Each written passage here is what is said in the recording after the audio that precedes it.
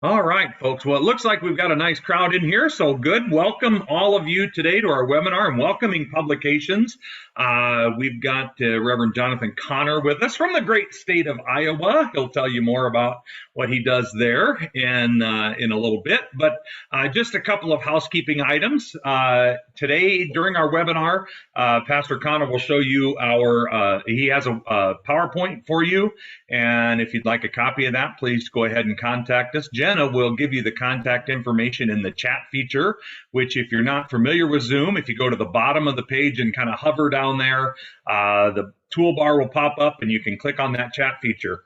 There in that chat feature as well, you can ask questions of Pastor Connor, or right next to the chat feature on the left is the Q&A button. You can put your questions for him in the Q&A button as well in that feature, and we'll have a little question and answer time at the end of the presentation. So that's how we'll do that today.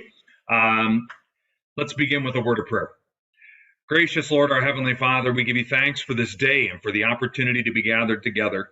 You send us to reach out to so many different and varied people that we must communicate so often, and communication is so vital that we might get your truth of your word out to the world.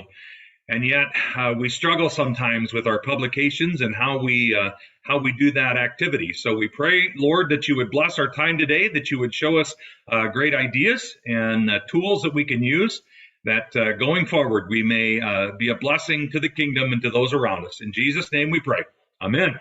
All right, Amen. God's blessings. All right, let's put my screen up there. This is the one we're aiming after. All right, very good. You should have in front of you the PowerPoint I'm going to be working my way through. You can see the title there on your screen, Tools for Showing and Telling Your Church's Story, or the title that Todd provided, Welcoming Publications. Both are just fine. Now, the reason why I have tools for showing and telling your church's story is because telling your church's story is so very important. We have this wonderful opportunity and responsibility to show and tell, but show is a big part of what we're going to be talking about today. So telling's part of it, but showing what God is doing in your church through word and sacrament, and through the people of your church. And that's something to be celebrated and to be shared. So we're talking in a minute about how we do that. But first, let me take a moment just to introduce myself. Oh, come on. There we go. Get my screen to move on for me. So there is a picture of my family. And as you can tell, my wife's hiding there in the background. We have 6 children. 5 of those children are boys. And that means everything we own is broken. Nonetheless, it's a joy to parent with my wife these 6 children, 18 down to 6. I serve as pastor at Zion Lutheran Church in Manning, Iowa. You can kind of see on your map where that is, and you can see our logo there, which is a part of telling our story, which I'll have more to say in just a minute. But you can see underneath our title, Celebrating and Sharing Christ's Redeeming Love. That's the key of who we are. We celebrate Christ's love and we share Christ's love. And so today we're going to talk about how we do both of those things, so critical to helping to tell our church's story. So, returning back to this screen for just a few moments, we're going to discuss tools to help you, or whoever is helping you in your church, to tell that story, okay? But I want to say up front, just so you all know, I'm an amateur of amateurs in this world, all right? I have no special training in this. I have no schooling in any of these things, all right? Most of these things didn't exist when I was in school. So I'm not an expert. But I do want to point this out, though, that the reason I point that out is because this is something accessible to all of you. Okay, so you're not going to sit through this and go, well, I could never do that. Yes, you can. Because I thought the same thing until I just did it a little bit at a time. And most of the stuff that I'm sharing is either free or it's already on your computer. You just don't know it's there. Like, for example, if you have Microsoft and so forth, PowerPoint, Word, it's already on your computer. So I'm not going to be sharing resources that are really expensive or only people with special training can use. That's not my context. That's probably not your context. If you're here for rural and small town ministry stuff, that's my context, right? So my town, Manning, Iowa, has 1,500 people in it. It's in western Iowa. I like to tell people that we are basically between somewheres. In other words, everywhere, Omaha, Fort Dodge, Des Moines, they're all an hour and a half. Sioux City, a little over that. So we're in the middle of a lot of places, which makes us centrally located, in the middle of everything, close to nothing. So I'm in rural Iowa. So I get that type of ministry. That's what I'm doing. So what I'm going to be sharing is for that context and that also that budget. And I get that budget as well. All right. There is really advanced software out there. And if you want to, talk to me on the side about that, I'm happy to visit about that. But this stuff is going to be free or already on your computer. We're going to be talking about communication platforms that are available to us and the tools that help us to use those platforms. Okay. So what we're going to be doing today is exceedingly practical, because I really believe, and Todd alluded to this at the beginning, it's so much of pastoral ministry is about communication. It's about telling the story. So I think in the promotional piece that was shared, I talked about imagining your church as a train, all right? And each individual event or group is one car in that train. And you, if you're the pastor or if you're the secretary, or if you are someone who has sort of a broader perspective, you get to see all the cars in the train go by. But most people in the congregation don't. They maybe see the worship train, and they maybe see the ladies group train or the council car, I should say. They see pieces of it, but they don't see the whole train. So part of what we're trying to do is give people an appreciation for what's happening, what God is doing in your church, through your church, and help them to see all the cars in the train. All right, so that's what we're aiming after. And we're going to be talking about the specific platforms and tools that you can use to help do that. All right, so on your screen, then, you're going to see several of these tools that are available to us. So along the top banner there, that would be the banner of our website. And that's a huge piece. And I will say this, websites are very important, and not many of us in rural small towns have website experts in our congregation. This is one of those things, if you have someone who knows how to do this, they have affordable web design things online, but it's not just creating it, it's managing it. So think that way if you're working on a website. But there are good and affordable companies that will build your website and make it basically so that all you have to do is fill in the blanks of the template that they create for you. And if that's a question you have, you'd like to talk more about people who can do that or companies that do that, I'm happy to visit about that. I'm just going to point out that the website's a big deal. You also will have your bulletin. You're familiar with that. YouTube, Facebook, right? Those are useful resources. Texting, that's really an important piece. I'll say more about that in a little bit. Your webcam and doing videos, which is actually easier to do than you think. Your newsletter, Google, these are all important pieces. So for instance, Google creates a business page for every business/church in the country. You already have a page for your church, even if you've done nothing. So if you were to Google the name of your church, on the right-hand side of the screen, you're going to see it pop up, and it may be blank, But Google gives you the opportunity to fill in that blank with pictures and the hours that you're open, with your website, and then they send you a monthly report. How many people found you through a Google search? How many people went to your website after they did a Google search? How many people called you through that when they searched for you? So it's a very useful thing. It's free. And I would encourage you to check that out. Again, if you have questions about how to do that, ask me at the end or contact me another time, and I'm happy to help you with that. So these are all some of the platforms that we have, the tools we have to tell. We're going to talk more about some of these in detail in just a minute. Okay, also, these are wonderful resources that we use to tell our church's story. You see the cell phone on the left there? That's actually a really valuable tool in more ways than perhaps you realize. See a little picture up in the top there, a couple boys from our VBS here recently. And that little phone in your pocket is so valuable. Taking pictures of the events that happen at your church is critical. And then utilizing those in a variety of different capacities. Now, another piece of this, it's not just a phone in your pocket, but your members have phones in their pockets and they can take pictures. I tell my members all the time, if there's an event happening at our congregation, or if our church is involved in some event in the community and I'm not there, even if I am there, I want them to take pictures and I want them to email them or text them to me. Get me the pictures. I want to be able to celebrate and share what God is doing in and through our congregation.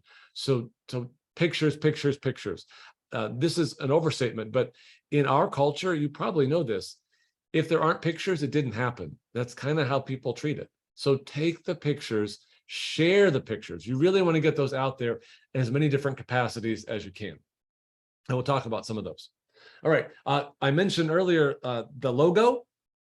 A logo is kind of important. You want to put that logo everywhere, on t-shirts, on letterhead, on envelopes, on websites, letters that you send out to your congregation for different events, on your newsletter. And these logos don't have to be terribly expensive to produce. Do you know what I did for hours? I mean, you can go to a professional logo designer and spend a lot of money on it. But let me tell you what I did. I went to a screen printing business not too far from here. And I said, I would like to order some t-shirts for our congregation, and I need some help getting a logo put together. Can you help me with that? They said, sure, we'd be happy to. So the logo was free. They were thrilled I bought the t-shirts, but they helped build our logo. So you can spend thousands of dollars if you want to on a professional logo, or you can just see who's got some of these skills that can do it for a lot less expensive, and it's super useful. Get it everywhere you can.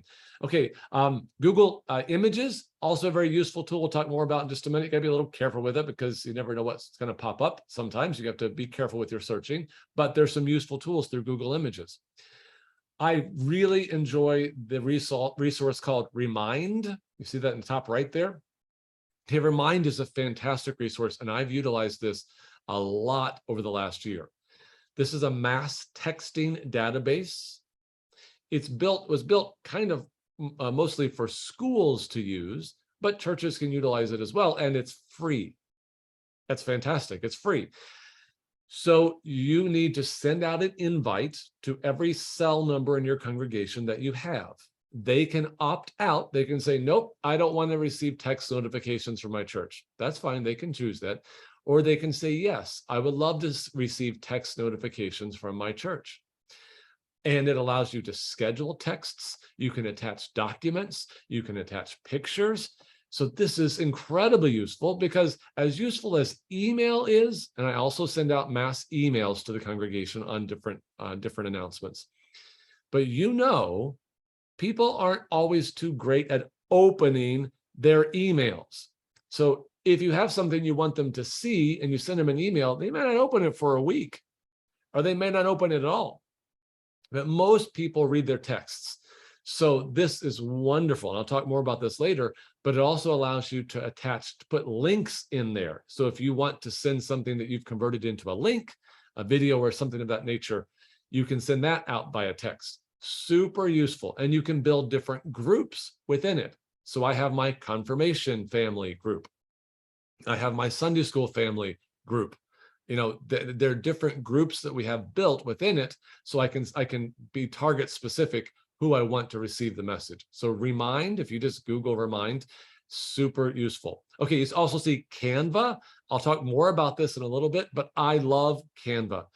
Canva is basically a graphic design tool, which its base package is free, which I love. They have a subscription one you can subscribe to, which is fine if you're really savvy. I'm not, so I like the free, but allows you to do some pretty creative and visually appealing pieces for your newsletters, for your, if you have an image you want to send out via email or text, they're wonderful for that. They're great for bulletins.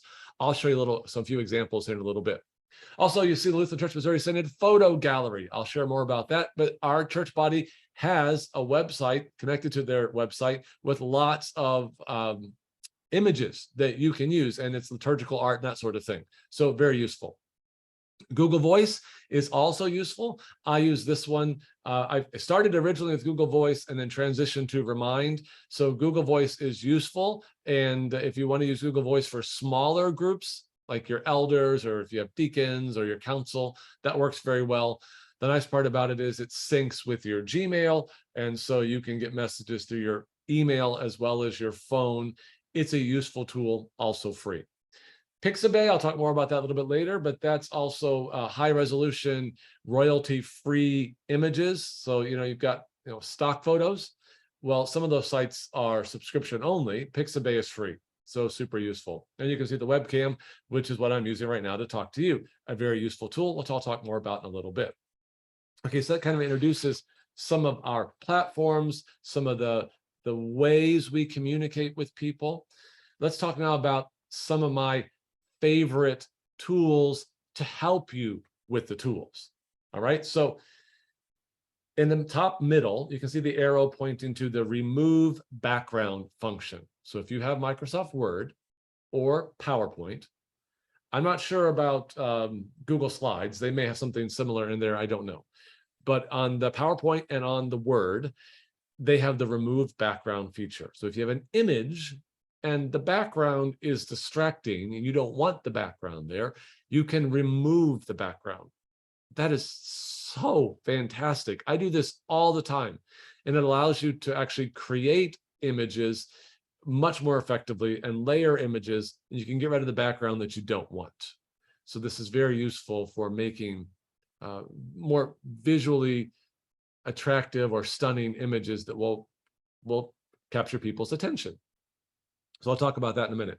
The bottom right, the Snipping Tool is a wonderful tool. I'll talk more about that in a little bit. It's basically taking a screenshot of your computer screen, customizing it to the size that you want, which is very useful. The other screen there in the middle, bring forward, send backward, I'll talk about that. That's a useful tool for layering images on top of each other. And on the left, the Eyedropper Tool, which I'll talk more about in a little bit. Basically, it's a color match, and that's super useful, and we'll talk about that. Okay, so if you were with me in person, I would hand out to you a copy of our bulletin and a copy of our newsletter. And I'm going to be talking a little bit about our mission and ministry update, so I'll save that. But since I can't do that in person, I'm going to try to share with you an example online. So you won't get to hold the paper in your hand, but you'll get to see it. Now, a reminder, I'm an amateur. You may have way more skills in this than me, and that's wonderful. And I would love to have you share maybe some of the resources that you found that are useful, or tricks and so forth that you've learned to make stunning publications. So I'd love to hear from you. All these things are things I've learned on my own, just a little bit at a time. So here's an example of one page out of our bulletin. Obviously, it's been, back in May, this was our bulletin. But those images that you see created there were all created through Canva. And I have found that this is a more effective way to put a bulletin together. Fewer words, more images. Okay. People aren't very good at reading long paragraphs. So you can see at the top of the page, the welcome, that's a long paragraph. But the rest of them will be very much image-based. It's not that I don't have text-based announcements in my bulletin. We still have those. But the image-based has been more effective in capturing people's attention and alerting them to things that are happening in the church. When it's just a long page of a lot of words, people's eyes tend to gloss over and they just don't tend to see it. I mean, how many times have you heard people say, well, I didn't know that was happening? And you say, well, it was in the bulletin. Well, a lot of them don't read the bulletin. And even this is not foolproof. They don't always see the picture, but having a picture to associate with an event, they're more likely to remember. Okay, so again, another page of our bulletin that this is back in January. I took a screenshot of it, but nonetheless, you can see there I do utilize longer paragraphs, but interspersed also with images. So I just want to encourage you just to think about the way your bulletin is formatted and how visually appealing is it. Now, you may be someone like me who can be a little grumpy about this and say, well, if they just read the words, we need to be the people who learn how to read more. I agree, totally. I love reading. I'm a major reader. I mean, that's like the thing I would do for a living if they'd pay me. I would read because I love it. I'll read the 800-page book and love it. So I get it. I get that we want our people to read all the words. I do. I also know that that's probably not going to happen.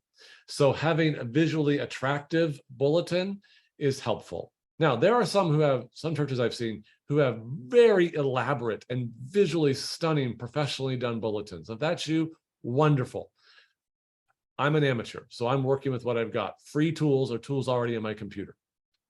Okay, so this would be one of the pages out of our newsletter, and I'm going to have sections of lots of words in my newsletter. The newsletter is a different medium than the bulletin, has a different purpose.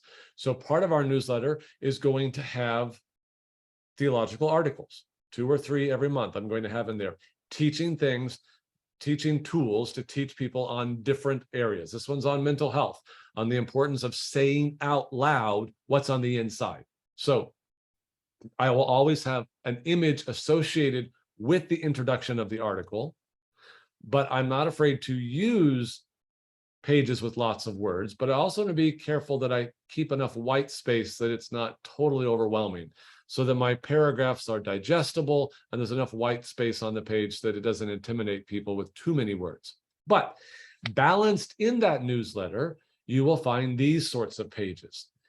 Pictures. So I mentioned the cell phone in your pocket or in your members' pockets. You will find in our newsletter a good third of it will be full pages of pictures of events happening in our church. And if you think, well, I don't have that many things happening in my church, you have more happening than you realize. It's just that we're accustomed to them and we don't always see them or stop to celebrate them. So pay attention to what's happening. And if you get your people to take pictures of events that they're helping with, you may find all kinds of ways to share what's going on in your church.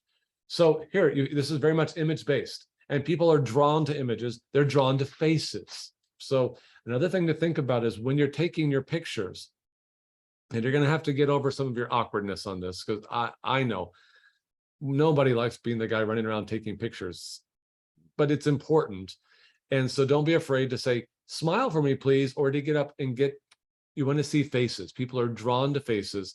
And these are really important for telling your church's story. So just kind of the group shot of the big mob of people, that's good, but better would be getting pictures with faces smiling and the stuff that's joyful that's happening. You want to be able to share that. Now, there are also times to share, and I'll talk about this in a minute, some of the sorrows in a congregation. We can't only have pages with smiles all the time, because that's not true to life. I'll talk more about that in a minute. and the way that we talk about our sorrows in the church, the way that I've shared those things with the church. But nonetheless, pictures, pictures, pictures, pictures. Tell your church's story with words and show your church's story with pictures. Okay, tell and show, or show and tell. Another page. So sometimes if you're a pastor or maybe a secretary, people will express some form of gratitude for some event or sermon or program that they've been through at your congregation. And those are always very encouraging. Or they'll send a note in the mail, okay? Well, have you ever thought about asking them permission to put an excerpt from either the letter that they sent, or if they told it to you verbally, say to them, would you be willing to write that out and share it with me so that I could share it anonymously, unless they are okay with their name being shared, you have to ask, but can I share it anonymously in our newsletter? Because it's important for people to know that the ministry that's happening here is appreciated. So don't hesitate to say, don't run around saying, would you write a thank you note? Would you write a thank you note? No, just when someone says, I really appreciated that sermon, or that was a great program we had the other night, say to them, would you mind writing that out in just a couple of sentences or a paragraph or two and emailing it or writing it out and dropping it off my desk? I'd like to be able to share that. Do I have your permission to do that?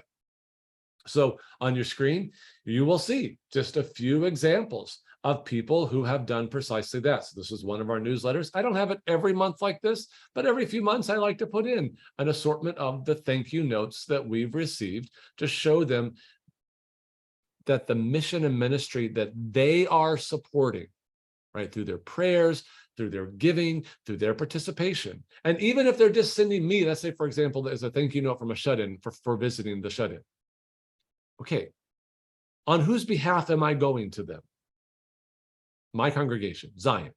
So if that person has said thank you to me, I want to find an opportunity to turn around and tell the congregation, thank you for sending me on your behalf.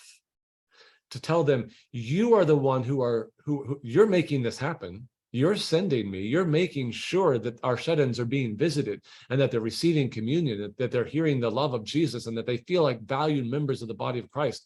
Tell your people, you're the ones doing this. And because they're the ones supporting it, making it happen. And the more they feel like they're making something happen, the more they'll support it and be excited about it. So it builds enthusiasm, it builds joy, it builds conversation about what's happening at their congregation. But this is what I mean by you, if you're a pastor and you're visiting people in their homes, that's one car in the train, right? And you see that, but most people, the vast majority of people in the church have no idea. They know you visit them, but they have no idea that that's really happening. So sometimes I'll stop and say to my shut-ins, would it be okay with you if I got next to you and took a picture of you and me together? And would it be okay with you if I put a note from you saying thank you to the congregation for sending the pastor? I've never had a shut-in say to me, no, I don't want that. They're usually very happy to have that opportunity because they do want to say thank you. So don't be afraid to ask people to write out their thank yous and then to share them. Okay, also in our newsletter, I always have upcoming events. Now you see Zion and Trinity, and you may say, why are there two churches there? Well, and I know Pastor Kohlbaum, he'd be happy to talk more about this, but this is a unique partnership in ministry that we have with the neighboring congregation. We are not a dual parish. We are two churches, two congregations in partnership, and we share a lot of things. We do a lot of mission and ministry together, so they are our partner congregation, and so we share the newsletter, and so these are events, well, this is past now, but these were the events upcoming in the life of Trinity and the life of Zion. Okay, now, here's what's going to happen next. I have a variety of videos that I recorded a while back that I'm going to share with you. They're going to walk you through some of these tools. So at this point, what we're doing, I'm getting down to the specifics of how you do these things, right? Because it's one thing to have someone tell you, well, here's this, and here's this, and here's this, and here's this, and here's this. I've sat through those, and they're great, but it's too fast for me, and I can't do it that fast. So what I'm going to do is play a couple videos what I've recorded of me walking you through some of the tools that I use. So we can talk more about this at the end when you ask your questions, but these will be very specific toward some of the actual tools that you already have access to, or they're free online. Okay, so let's do that. Let me get on my screen and see if I can make this work. Hello, storytellers. This is Pastor Connor here. Going to help walk you through a few of the tools that I made reference to so far today on how to help you tell your church's story. So here's what we're going to do. I'm going to be interacting in PowerPoint. You can do the same thing, though, in Microsoft Word and other programs that are very similar to that. And we're going to be selecting an image. We're going to be removing the background of that image. We're going to be interacting with there we go. The pasting function with multiple images, but one behind another. We'll work with the Eyedropper tool, which is one of my favorite tools, which is used for color matching. We will group two images or text box and an image together so we can move them together.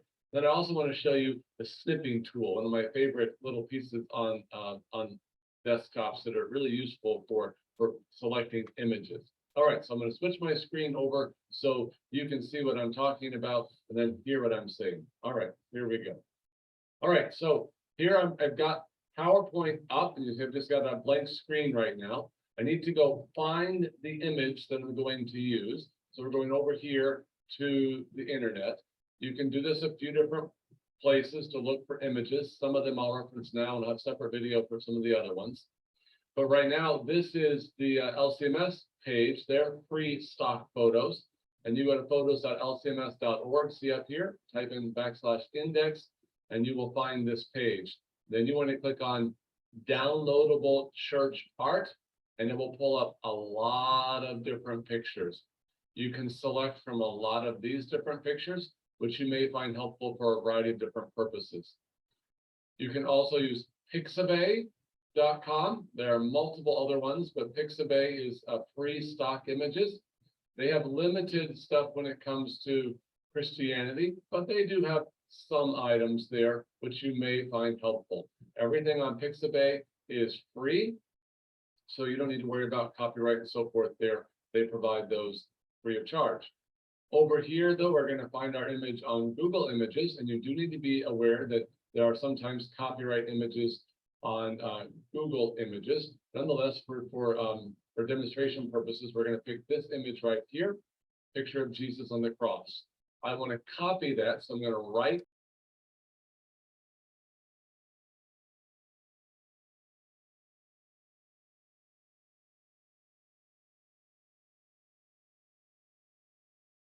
paste function by going up here at the top and finding where to click right there, or just hit Control V, and there it pops in.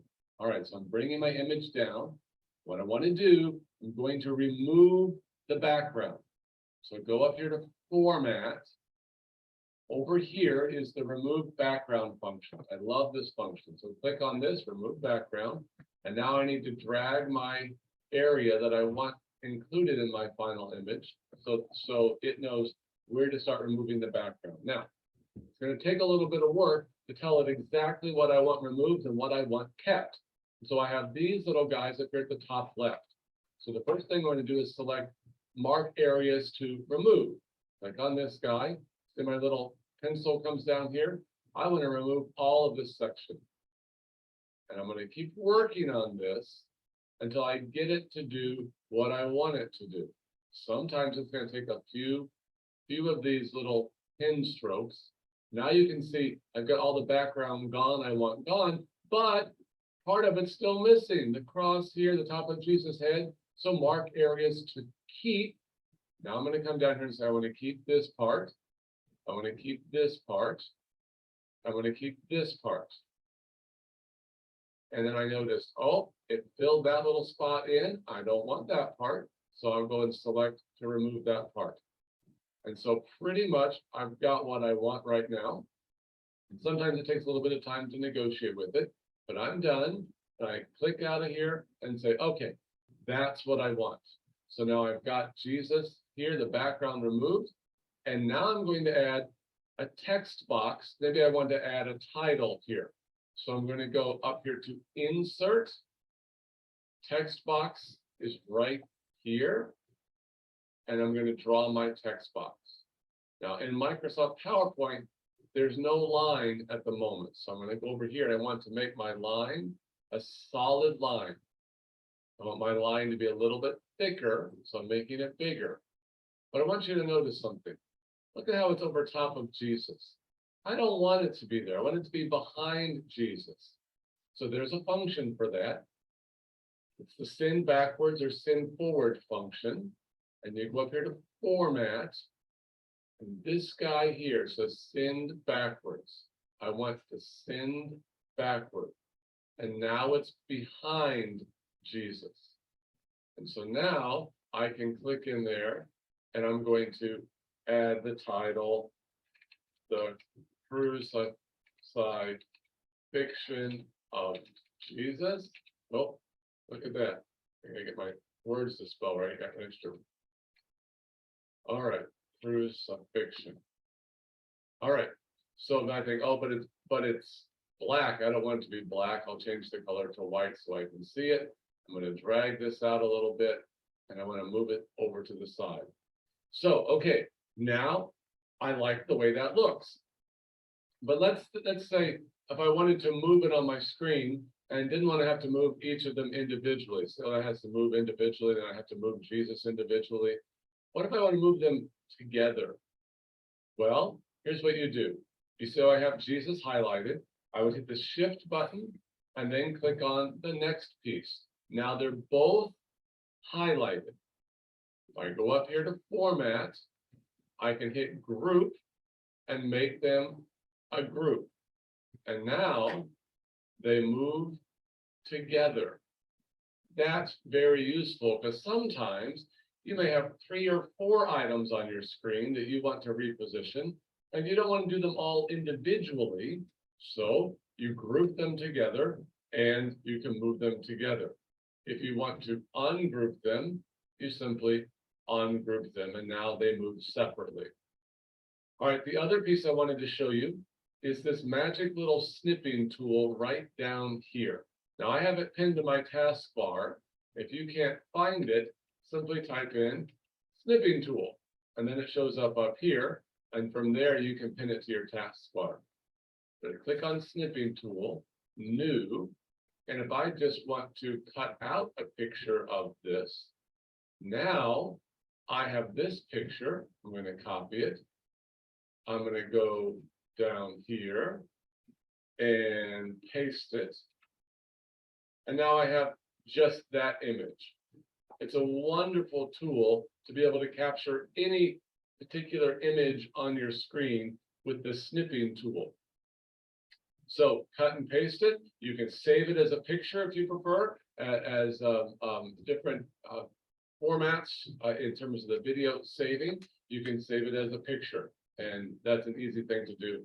And it's actually a useful thing to do to build a whole database of saved images, so you don't always have to go looking for them on the internet. Okay, I'm going to stop there for now. Get back over here to my video, and we'll have more videos in just a moment. Okay, so I'm going to keep on moving to my next video, but super useful tools. I love being able to remove the background. I will also point out there's a free website called Remove Background, remove.bg, I think it is, that will do this for you. Sometimes it does a little bit better and cleaner job, but you'll have to experiment with it. And it allows you then to download the image and you can put it wherever you want to. But the remove background function is super useful for producing really quality images without the distracting background. And I do this for me and on my messages. I have a PowerPoint that goes with that. So we do have a screen we utilize, and I can use that function very effectively to actually say more in a sermon with fewer words. So I can utilize what's on the screen behind me in ways that mere words sometimes struggle to communicate. So that's a very useful tool. All right, let me go on to the next one. And this one is going to be on eyedropper and color matching, which, again, two of my favorite tools. I'll simply hit play and let myself explain. Hello, storytellers. Pastor Connor here. I'm here to share with you another tool for helping to tell your church's story. One of my favorite tools that I use when I'm putting images together is the Eyedropper tool, and I mentioned that briefly at the beginning of the last video, but didn't get to actually showing you it. So I'm going to show it to you this time. And this Eyedropper tool is designed to help you match colors. All right, so let me show you that. I'm going to toggle over to my other screen, and we'll do that. So here's our image again. And let's say this box here, I want its color to match this cross up here. And if you go over here to select colors, you can't find that color anywhere there. And you're thinking, how am I going to get this to match that? This little guy right down here is a wonderful tool called the Eyedropper. I'm going to go right over here. I'll hover it over the color I want. That's what I want. I click on it, and suddenly my text box has turned to that color. Super useful tool. Now, in certain places in Microsoft, they don't have the Eyedropper tool, and I don't know why. It drives me crazy. So what do you do then? Well, there's a little bit more involved process, and I'll show it to you. You may use it, you may not. But if you're not interested, you can stop the video here and just go on with your life. But otherwise, I'll show you. Take this guy here and copy it. You can either Control-C or scroll down and hit copy, either way. This little guy down here is called Microsoft Paint. If you don't see it on your taskbar, you probably don't, go over here and simply type in the word paint. There it is, and you can pin it to your taskbar. All right, so we're going to open that up. We're going to paste Control-V Jesus into this. Go up here and click on the eyedropper in this tool. Click on this. Now, this right here, color 1, has turned to this color brown. Click on Edit Colors, and now you have the actual color numbers that you will need when you go back to the other screen to manually type those in. Okay, so you see over here 93, 41, 27. You'll need to remember those, or you just toggle back and forth. But we'll go back over here, and let's say we need to manually match that. So we go down here to more colors. We go, okay, what were my numbers again? Oh yeah, 93, 41, 27. Okay, we got it. Now we matched it manually. So you can either use the Eyedropper tool if it's there, which is the easiest way, or you can go through Microsoft Paint, use the Eyedropper, click on the place that you want, go to Edit Colors, find the actual numbers, and then plug in the manual numbers, and you can get the color to match. So that's a very useful tool to get your colors to match and make them more aesthetically pleasing on your screen or on your newsletters or wherever you're putting them. So I share that with you, and I hope that's a useful thing. Okay, so those tools, like you saw me do with Microsoft Paint, and you saw me do with the snipping tool. On some computers, it's called Snip and Sketch. It's basically the same tool, slightly different process to make it work, but if you just experiment with it, you'll figure it out. It's very useful to pin those to your taskbar. These are the tools you're going to be using to create these publications, these welcoming publications, these visually attractive and eye-catching publications that will help tell and show your church's story, okay? So just as if you enjoyed working in the garage or woodworking or whatever else, or even if you enjoy baking, you have to know where your tools are in order to be efficient in that process. So that pinning them to the taskbar, super useful. I use those tools all the time. And once you use them enough, it's like second nature, but put them there so you know where they are. Okay, I have a couple more videos to share with you. This one is on canva.com, and I really appreciate Canva. Since I made this video, this has been several months ago I made the video, but I have used it more and more and more, and have found it to be super helpful for quickly creating really stunning images. and other, for example, in our midweek Lenten series, which by the time I do the whole thing here, just explain it to you, but I made 5x7 postcards, and Canva will let you then design them, and then they'll print them for you and send them to you. Now you got to pay to have that part, but they're really well done. They're super affordable, and it's super easy to do. So it's kind of an all-in-one thing. And that was very useful for helping us to promote and to reinforce what we were doing in our midweek Lenten series. So you can ask questions about that later if you have questions, but let me go ahead and hit play here. Hello, storytellers. Pastor Connor here from Zion in Manning.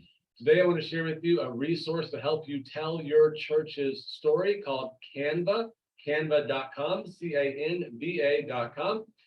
It is, well, let me just show you how it works. I use this a lot for our newsletters and for flyers, and especially for putting posts on Facebook. Super useful resource. It's available in free. I like the free. But if you are pretty savvy with this and wanted to get the pro version and get more bells and whistles and so forth, that's available for a subscription. The neat thing is it comes in packages, so you get like 5 people per subscription. So if you wanted to share this with a neighboring congregation and reduce your cost, that's an option as well. So let me go and get toggled over here to Canva. Here it is, see canva.com. We're going today to just do a very simple, and I do mean simple because we don't want to get too bogged down right away, Facebook post, but you can see the different dimensions that are there for depending on what you want to put on Facebook. We just want the traditional Facebook post. So we click on that, and up here, we want to choose free. So we can get rid of all the stuff that's going to cost us money and only have the free ones that are there. So you can also do a blank one up here if you wanted to build your own. Perfectly fine to do. I've done that several times. But if you just wanted to start with a template, let's go choose this guy. So here we go. We've got our template ready to go. Of course, these aren't the words that we want. We want to say, oh, because we love you. Let's fight depression together. Let's just say we want to say, not come and let's talk. Let's just say, let's talk. This is all customizable. Let's say you don't like it that wide. You want to make it narrower and drag it like this so it's centered. That's perfectly fine. But you're thinking, I would really like to have my church's logo on there. Completely agree. Over here on the left bar, you have the option of uploading a variety of images. You click on Upload Media, go and find it on your computer, and then it will upload it. Super easy to use. Here's our logo. I click on it, right away it pops up, and I'm going to make it smaller to fit in the corner where I want it, but I don't think that's very visible. I need to have a white background behind it. So if I come back over here, see the elements section there? Click on that, and I'm going to choose, well, I've just used this one recently, but you can just click on See All, and then you have all these different shapes to choose from. I'm just choosing the rounded square, and I can see, I'm going to put it down here. Don't worry, I'll make my logo come back in just a minute. So there, I got it where I want it, but it's not the color I want. So up here, I can make the color whatever background color I want. The nice part about it is these colors here are the ones that are actually in the logo, so it's there to complement it if you wanted to build complementary colors, but I just want it to be white. But now I have a problem. My square is in front of my logo. What do? Go up here to position. I need to send it backwards so it goes behind my logo. I need to make my logo a little smaller to fit in there, and there. I've got my logo where I want it. Let's say I wanted to add other things into it. You have the option to add photos. Most of those are paid. That's the pro version. A few of them might be free. Graphics. If I wanted to add graphics just to make people's heads hurt, I don't know why I'd want to do that. But if you like to make flashy things put in there, you can do that. They have videos, they have audio, all different pieces that you can add to your Facebook post to make it as complex and as beautiful as you want. Like I said, most of those are going to be the subscription service, which is great. You're welcome to use that. I think that there are those who use it and do it very, very well. I've gotten by with just the free version just because I like free, but you're certainly welcome to explore all the different pieces.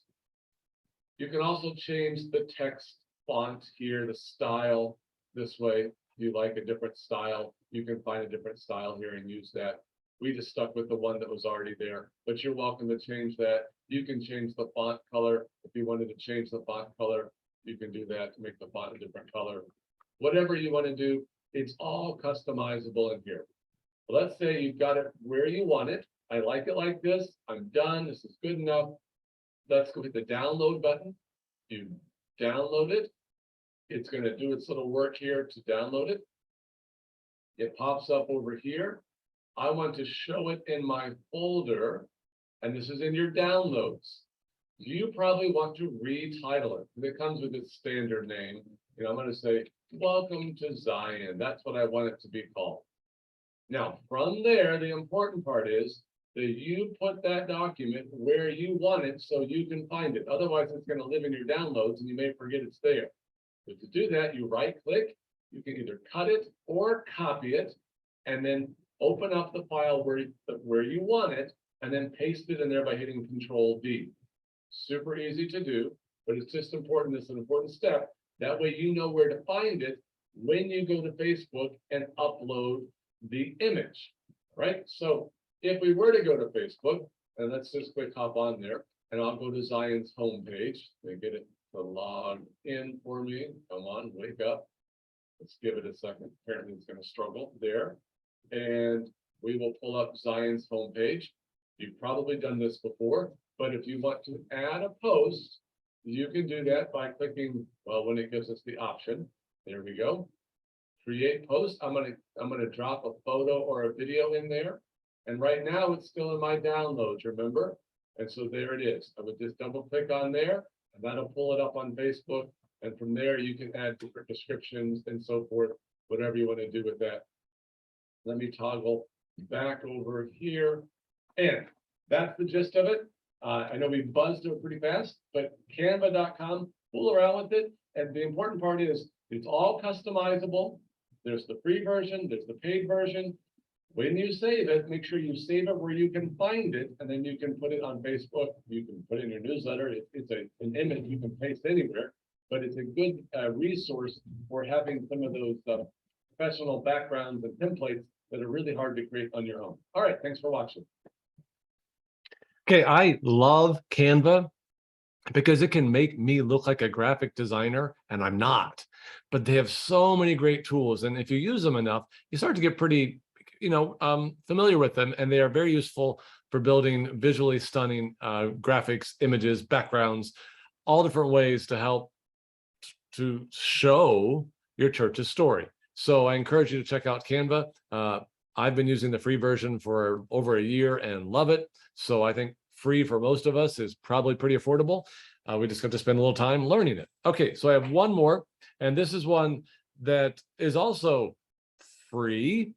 Now, when I say free, if you have Microsoft PowerPoint already on your computer, otherwise you have to purchase a PowerPoint type of software. But if you already got it on there, most people do, then it'll be free. So this is called our Mission and Ministry Update.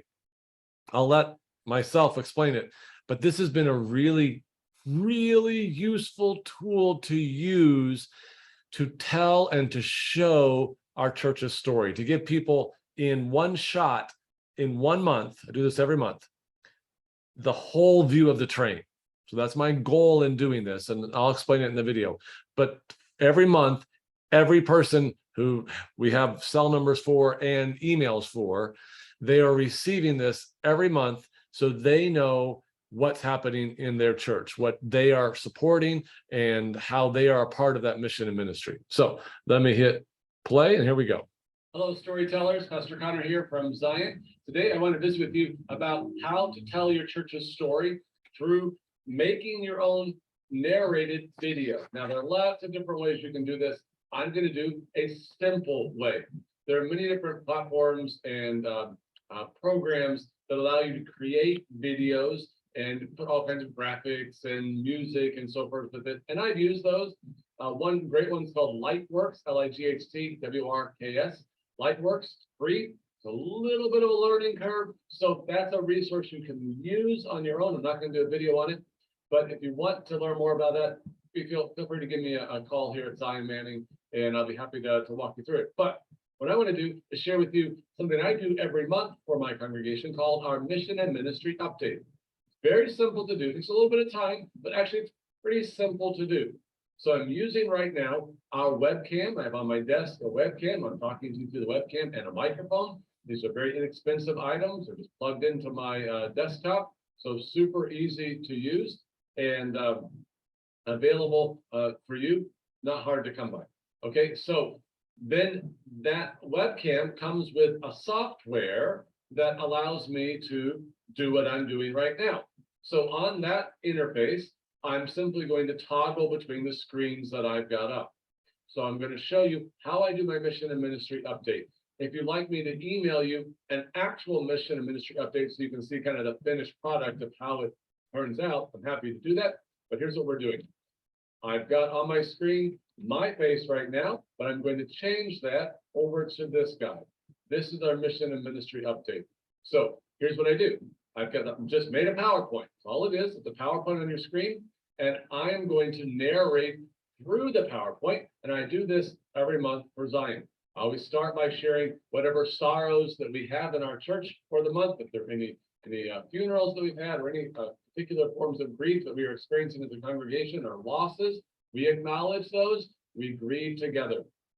We talk about the different celebrations that we have at Zion, things that are current or have happened over the course of the month. And so this is a neat opportunity we have here at Zion Lutheran Family Service. Amy Hall comes to Zion. So we have a mental health counselor that comes on site to Zion. So we celebrate that. That's really exciting. These are a variety of the other items that I will narrate through that have happened here at Zion over the course of the month.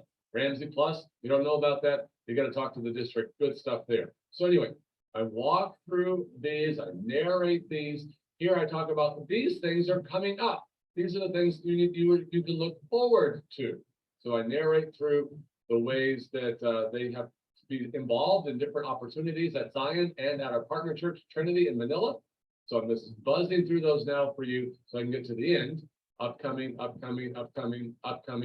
So boom, boom, boom. And then at the end, I always share resources that are available in our resource center. At the end, how can they help move the mission and ministry of Zion forward? How can they be involved? Well, here are a variety of ways they can get involved, places we could use additional participation. How can they give? Are there special giving opportunities? Yes, there most certainly are. Are there means through which they can give that are beyond the traditional write a check to the offering plate? Absolutely, there are. So I walk them through how these things work, and at the end, thank them for their ongoing participation and generosity here at Zion. Let me toggle back over here, get me back on the screen. So I'm more than happy to share with you what one of those looks like as it's finished, but simply making a PowerPoint and then using my webcam and microphone to narrate that PowerPoint, and I email that out every month to the entire congregation. So if you'd like to visit with how to do that, I can walk you through the logistics of it. There's a little bit of a process in terms of making sure that the file's not too big and so forth. I use Google Drive, and that allows me to convert that file into a link, and I can simply email the link. Happy to share with you how to do that. But that's the gist of an idea here with the mission and ministry update, which keeps people informed with how they can participate in the congregation and what there is already to celebrate that's happening in the congregation. This is a piece you could do. It's a piece your pastor could do. It's not hard. It's a little bit of a learning curve, but really, I feel like if I can learn it, anybody can learn it, because this is not my native language, but I see the importance of telling the church's story. So I knew this was a priority for learning how to do it. So you're more than happy to contact me. I'm no expert, but I'm happy to walk you through what I have learned through trial and error. All right, thanks for watching. Okay, so I want to add to that when I convert that file into a link, I also am now texting out that link through our Remind app, which is super useful. So now people can watch it on their phones. And people regularly send me emails expressing or text expressing how they appreciate seeing what's happening in the congregation, things they had no idea were happening. So again, the general format of that would be, we acknowledge our sorrows. So I mentioned this earlier when I was speaking about we can't always just have happy faces all the time, because that's not true to life. All right. So we acknowledge our sorrows. And if we've had a funeral at the congregation, we acknowledge that funeral.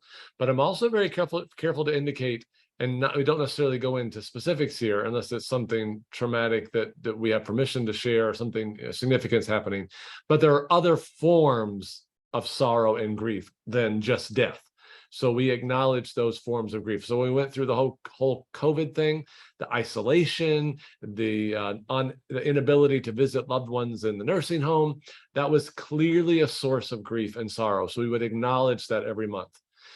We focus on celebrations, the things that have happened over the course of the last month that we celebrated, our upcoming celebrations. So here's what's coming, and you can be a part of it. And then we say, hey, are there ways that you can get involved? Are there special ways that you can give? Yes, there are, and here they are.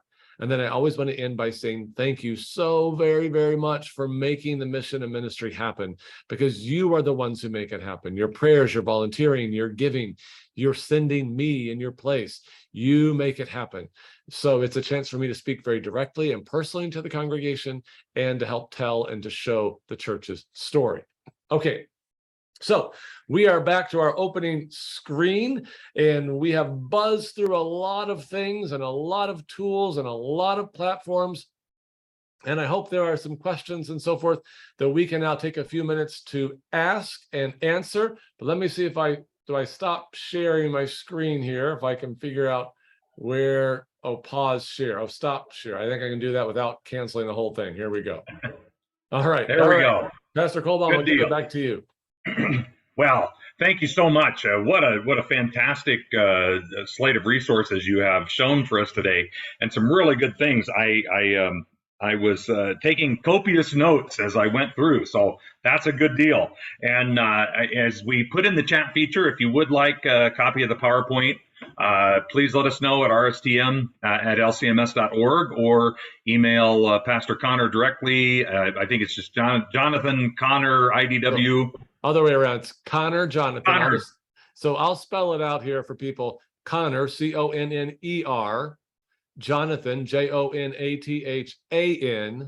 IDW @gmail. Connor Jonathan, IDW @gmail.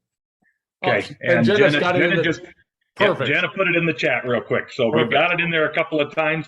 Just a couple of quick questions that came up. One, I was thinking about, now with your newsletter, you had mentioned with the mission and ministry update, you're emailing and now texting out that link. As far as I know, your church also has an app. Do you make that link available on the app as well? Yeah, great question. So what the intentional choice was not to, because the app can be downloaded by anybody and also gets synced to our webpage. And so we don't put that out there just like for anybody to access. It goes out only to congregation members. So great. For that reason, we thought there are certain types of publications we want to go out to everybody. And it's not that I wouldn't want just anybody to watch it. They're welcome to, but it's something special for our members. I'm sending specifically to them and not just kind of putting it out there for the world. Awesome. Great. Okay. And then as far as the newsletter, do you send that out hard copy or are you electronically? Yes, both. So we do we do print out the hard copy, and then we also send it out via email, and we also post the newsletter on our webpage. So you can find that 3 different places. Yep. Okay, great. So as far as web pages go, and that was one of our questions, what is the purpose of the web page? What's the primary purpose of having that? Well, that's a great question. So the question is it primarily for your members? Is it primarily for the world, right?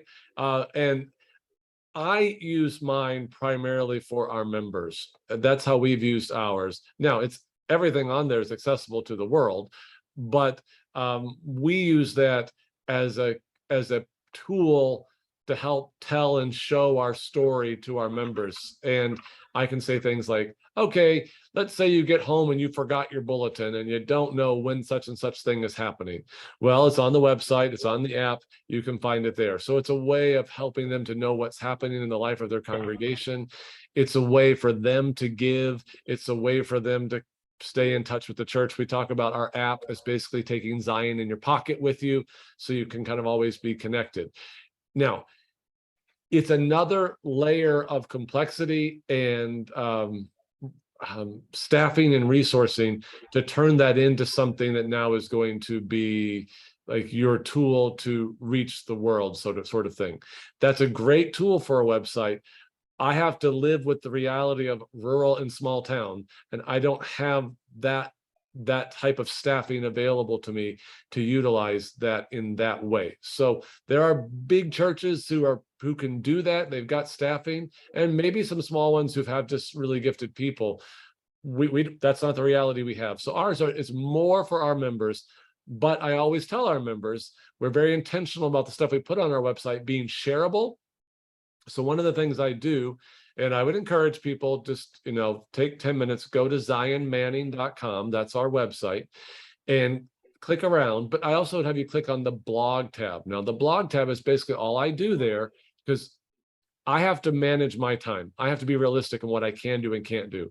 So I take out the articles that I've written for the newsletter, and I will put them in the blog. Now, I don't have comments open in the blog. I don't have that kind of time to start interacting with whoever, but I put them there. And then what happens is people now can go just to that article and read it and just share that one.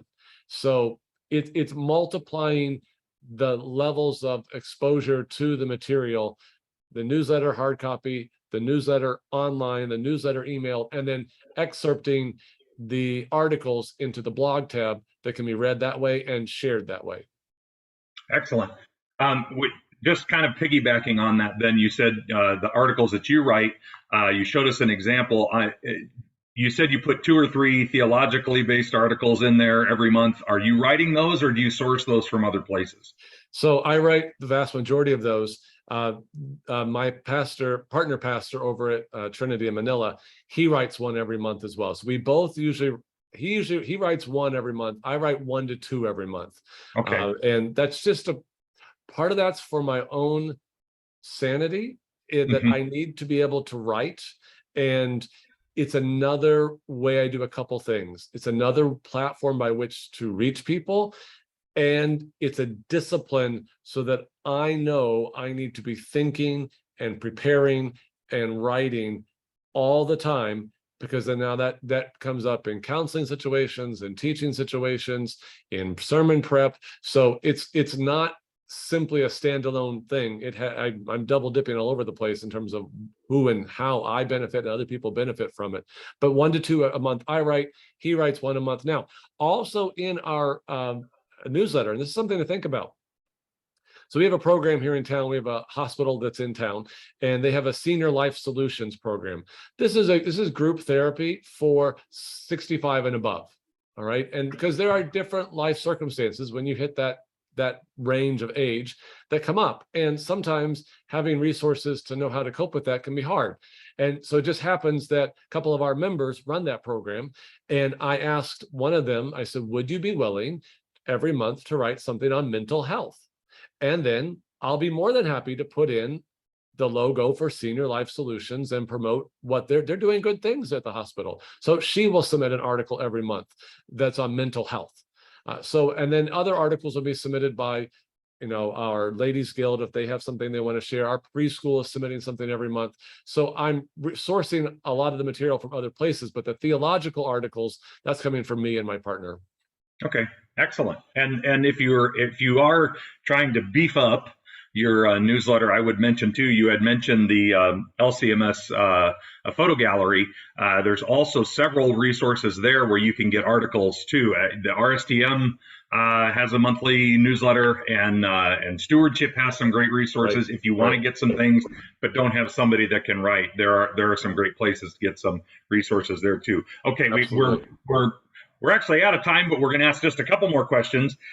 Purpose of cameras for video or stills. What purpose do they have in the sanctuary during worship services on Sunday morning? Yeah, great question. Clearly, people have strong feelings about that. And I like to quote Thomas Sowell, there are no solutions, only trade-offs. Okay, so no, cameras aren't the magic thing that have, not everything about cameras in worship is awesome. Yeah. What I have found that cameras are useful for are a few things. One, a lot of our homebound individuals really appreciate being able to see what's happening in their congregation, even if they can't be there physically. Now, I will say, and this gets into the live streaming piece, there is the question to ask. Is this a supplement to what we're doing or a substitute?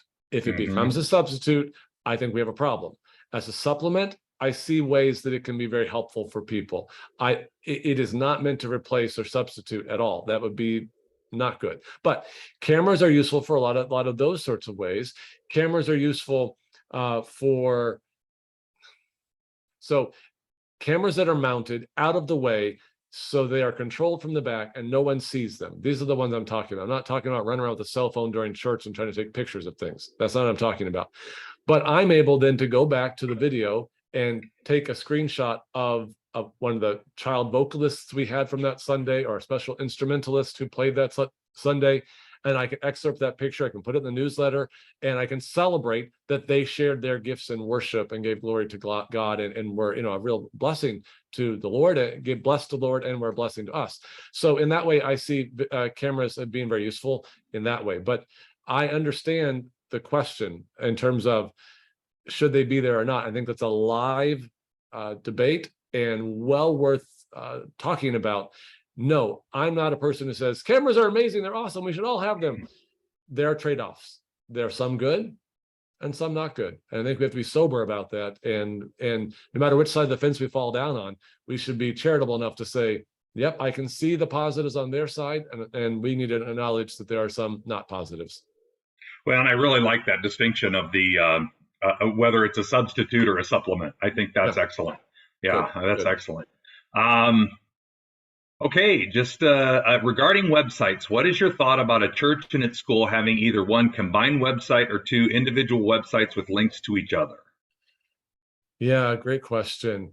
I think I don't think there's a right or wrong answer on that.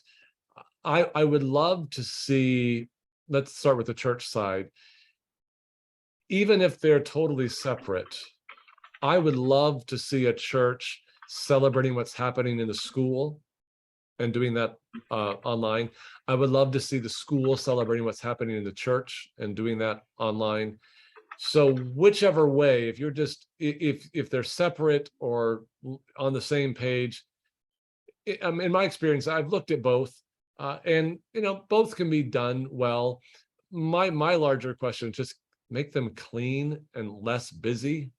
Make them more image-based in terms of presentation, and don't overwhelm people with too many words on the screen. But for me, I think the larger issue is being very intentional, whether you're the church or whether you're the school, that you know what's happening on the other side, in the other setting, and you're very intentionally sharing that. Now, you have to be careful with the school setting. You have to get permission to share kids' pictures. And look, there's a whole nother thing to talk about, being very careful about images of kids we're putting on our website. So when we do that, or if I take we have a preschool, if I have pictures of preschoolers that are in our newsletter, first we have permission, but I never have a kid's name. Sometimes they have their little project they hold up, they've got their name on it. If I use that, I'm always blurring out the name, because I want to be very sensitive, in fact, oversensitive for parents, that most parents don't care, but I don't want to put the name there if I don't have to. So being careful to do that, but being very intentional to celebrate either way. Excellent. Excellent. Well, like I said, we are out of time. We're a little bit over time, so that's all right, though. This is great stuff. I know Pastor Connor is willing to help you out if you need extra help, so please be okay to get in touch with him on that, and would be happy to assist you in any way that I can as well. You've got our email there as well. We give you thanks for joining us today, and pray that you would continue to work for the Lord's kingdom and do those things which he has given you to do, and do it with joy and celebration. I love Pastor Connor's big on celebrating the mission and ministry, and I think that's a great thing that we often miss, is celebrating what the Lord is doing in and through our folks. So God's blessings to you all. Thanks for joining us today. Thank you.